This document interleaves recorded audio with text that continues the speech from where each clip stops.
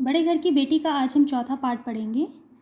हमने लास्ट पढ़ा था कि आनंदी को जब लाल बिहारी अपशब्द बोलता है कि जीभ खींच लूँगा, तो आनंदी कहती है कि ये होते अर्थात उनके पति होते तो आज तुम्हें बताते।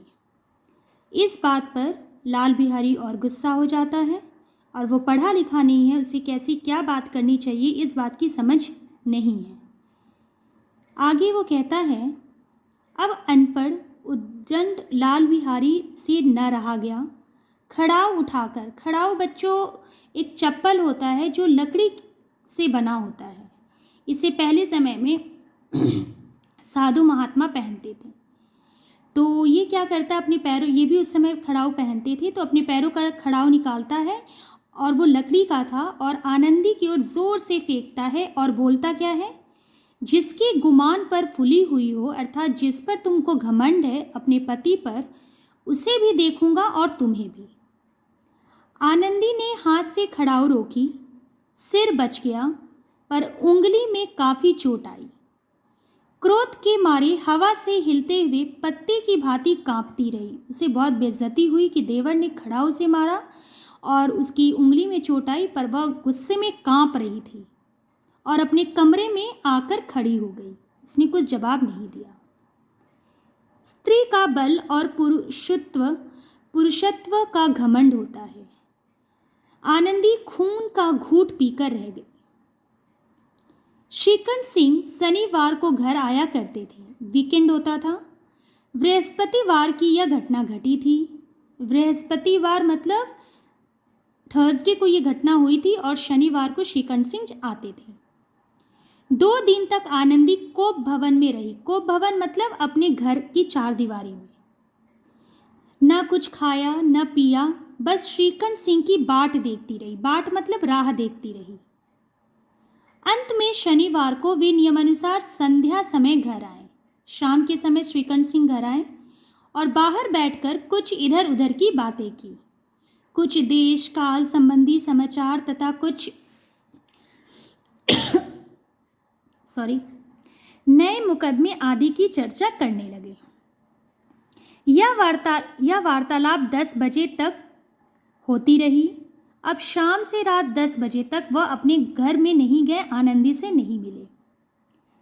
गांव के भद्र पुरुषों को इन बातों में ऐसा आनंद मिलता था कि खाने पीने की भी सुध न रहती थी।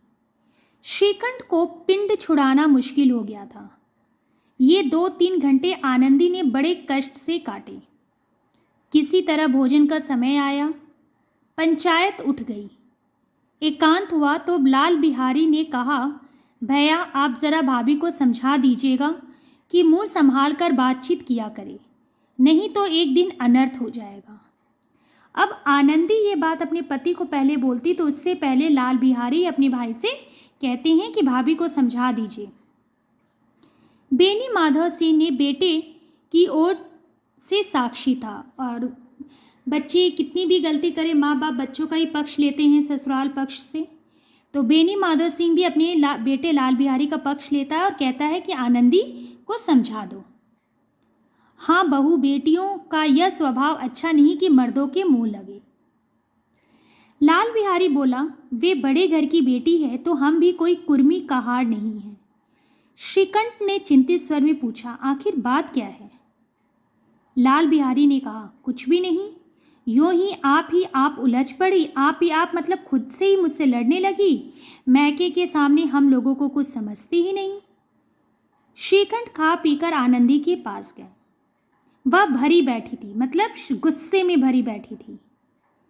ये हजरत भी कुछ तीखे थे। आनंदी ने पूछा, चित्त तो प्रसन्न है? आनंदी ने श्रीकंठ से पूछा कि तुम्हारा हृदय तो खुश है? श्रीकंठ सिंह बोले, बहुत प्रसन्न है, पर तुमने आजकल घर में यह क्या उपद्रव मचा रखा है था?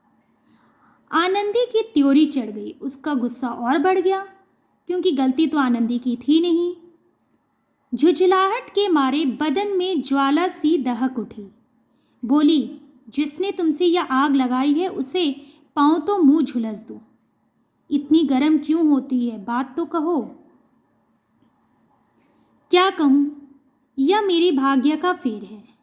नहीं तो एक गंवारा छोकरा जिसको चपरासी गिरी करने का भी शऊर नहीं, मतलब तरीका नहीं, मुझे खड़ाऊ से मारकर यूं अकड़ता।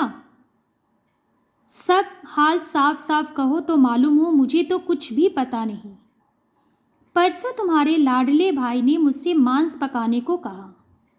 घी हांडी में पाव भर से अधिक न था। वह सब मैंने मांस में डाल दिया। अब खाने बैठा तो कहने लगा, दाल में घी क्यों नहीं है। बस इसी पर वह मेरे मायके को भी भला बुरा कहने लगा। मुझसे रहा ना गया। मैंने कहा कि वहाँ इतना घी तो नाई कहार खा जाते हैं और किसी को जान भी नहीं पड़ता। बस इतनी सी बात पर उस अन्यायी ने मुझ पर खड़ाऊ फेंक मारी। यदि हाथ से न रोक लेती तो सिर फट जाता। उसी से पूछो मैंने जो कुछ कहा वह सच है या झूठ। यहाँ तक कहते हैं। अगले वीडियो में हम अगला आगे पढ़ेंगे। धन्यवाद।